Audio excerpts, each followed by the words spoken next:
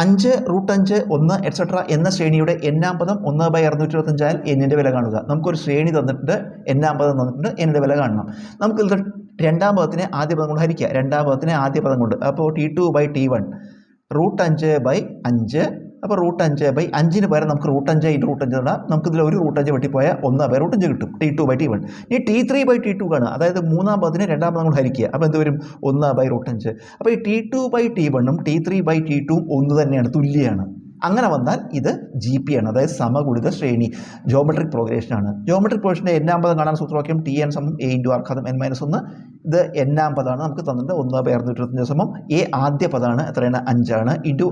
R എന്ന് പറയുന്നത് T2/T1, അത് നമ്മളിവിടെ കണ്ടുപിടിച്ചിട്ടുണ്ട് 1/√5 n-1.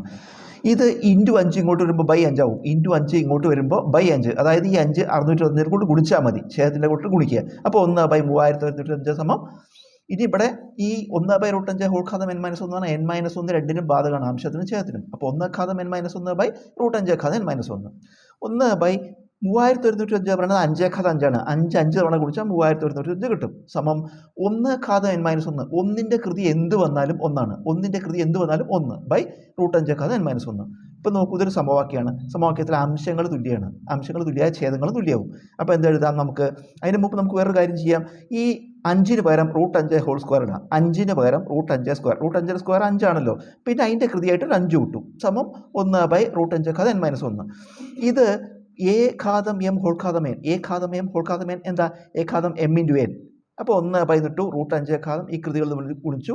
√5 10 സമം 1/√5 n-1. ഇനിയാണ് സമവാക്യമാണ്, അംശങ്ങൾ തുല്യമാണ്, അപ്പോൾ ഛേദങ്ങൾ തുല്യമായിരിക്കും.